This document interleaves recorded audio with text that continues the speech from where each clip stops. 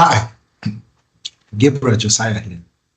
Today, we dive into one of the key metrics every accounting professional must master, the inventory turnover ratio. Whether you are an aspiring chartered accountant or looking to enhance your practical skills in the workplace, understanding this ratio is essential. We explore how this powerful tool that measures the efficiency of inventory management, helping businesses maintain the delicate nature between overstocking and understocking. We'll break down the formula, examine its implications, and share real-world examples to illuminate how this ratio impacts profitability and operational success. Let's dive in and look at this ratio graphically. Let me share my screen as it's our custom on how to speak or describe this ratio. Inventory turnover ratio measures the number of times an inventory is bought and sold or used in production during the year. So, inventory or stock is bought during the year.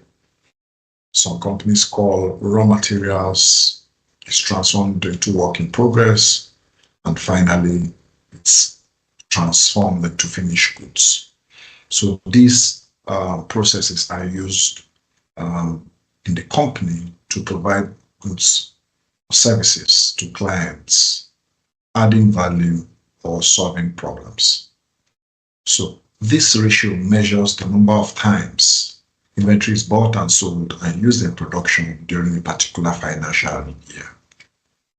It is calculated as the cost of sales divided by the average inventory. Cost of sales in the sense that the cost of those raw materials transcribed into work in progress, transformed into finished goods, and the cost it entails to bring those services or goods to the consumer or the clients is what is referred to as the cost of sales.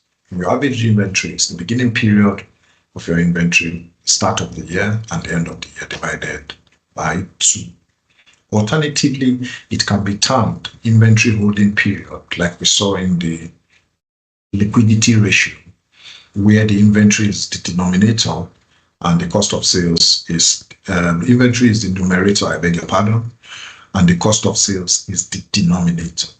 But if you can see, the inventory turnover ratio has to do with the cost of sales as the numerator and the inventory or the average inventory as the denominator.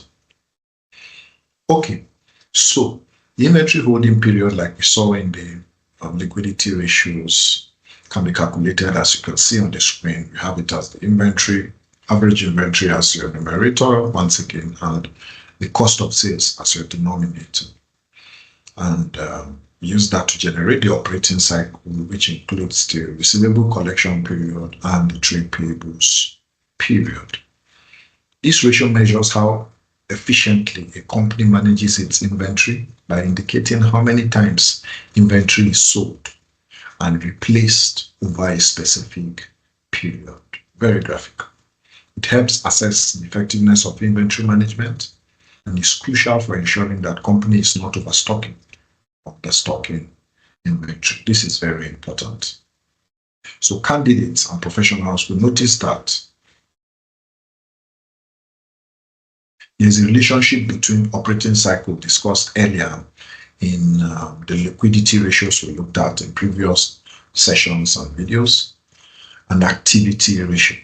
The reason is that the same data is used in calculating the ratios in a different way. So what we do is we have a numerator and denominator we use to calculate the operating cycle, but inactivity ratios is different from liquidity. The reverse or vice versa is the case. So where the numerator, for example, the inventory holding period has the average inventory as the numerator and the cost of sales as the denominator. In activity ratios, the reverse is the case, and that's what we are describing or explaining practically here.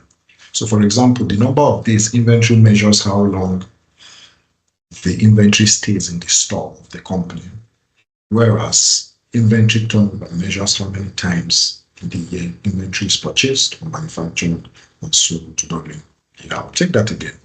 So inventory holding period measures the number of days inventory stays in the store, and that has to do with liquidity.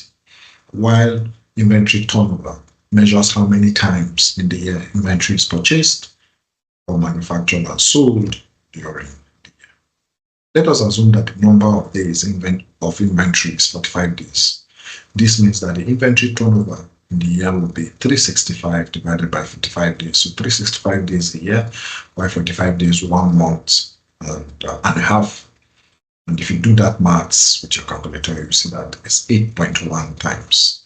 It means the inventory, which is the turnover in a year, and the number of days in months is what equals the formula you could see on the screen.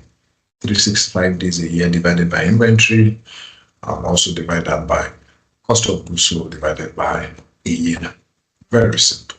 So it's the same thing we have there as our cost of sales divided by our inventory. But we express the average where there's provided the beginning period figure and the ending period. So where the beginning figure is not provided, you just use the ending and you don't get an average. It's the same thing.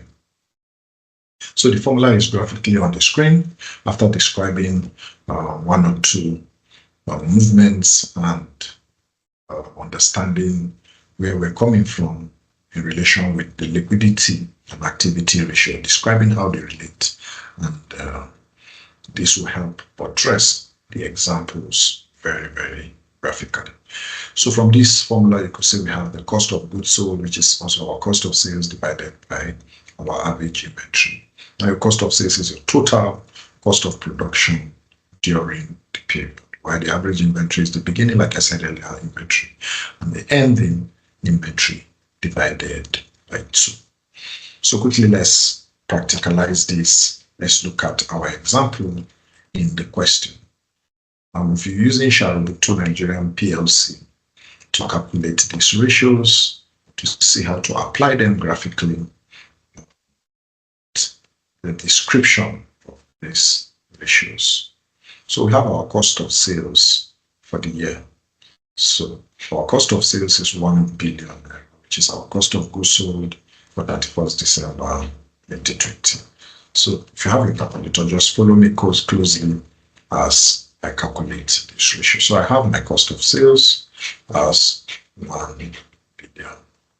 So let me remove activity and have this correctly aligned.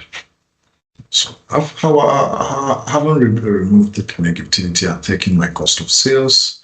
I need to get my average inventory. And don't forget the inventory in your SCI, if it's presented to you, your income statement, you have the opening, you have the closing, and you can't use this inventory because it's a work in process where you have the raw materials, you have the work transcription into work in progress, and you also have finished goods. So for the opening inventory, you have more raw materials and more purchases are made and processed into work in progress, and you have the closing inventory as finished goods. Definitely your average inventory, it's in your statement of financial position. Don't forget that. So in your statement of financial position, your inventory is a current asset, and here you're giving the beginning and the ending. You have to get or work out the average of that. And where you're not giving the beginning, you just pick the ending as your inventory figure, which in efficiency ratios, it's the denominator. Don't forget that. This is very important. Okay, so let's have our inventory for opening and closing. So we'll pick it to our spreadsheet where we're calculating the ratio. So we could have the average. So I have my closing here, all this inventory. So let's provide context. So this opening, this other figure, this closing. Perfect. So our total inventory, let's assume we call it that, be our opening plus our closing. Very simple. So we have our inventory figure as 660 million naira. So let's have the average inventory, which includes our inventory, opening and closing divided by 2. We have the average. This is quite simple to calculate. So let's now have our inventory turnover ratio. Calculate this as saying our cost of sales divided by our average inventory. Very simple. So you can see that the inventory turnover ratio is 3.03 times our average inventory. So it's a positive number. You have it as the cost of sales is 3.3 times your average inventory. So what does this mean? Very important. What does this mean? So back to our description. It means that the ITR shows how many times the company's inventory is sold and replenished during the period in a particular year. A higher ratio means inventory is being sold quickly. So in the case of Sharobutu Nigeria PLC, we've just seen that 3 times within the year inventory has been sold, and this indicates efficient inventory management, while a lower ratio, maybe less than 1, suggests that inventory is moving slowly, which might lead to excess stock or stocking. The implication is that a higher inventory turnover ratio implies that the company efficiently manages inventory levels. As the inventory levels is managed, it's not too low and it's not too high. That's what it means. Also avoiding excess stock and reducing holding costs. While a low ratio would indicate poor sales performance, overstocking leading to increased storage costs and potential obsolescence.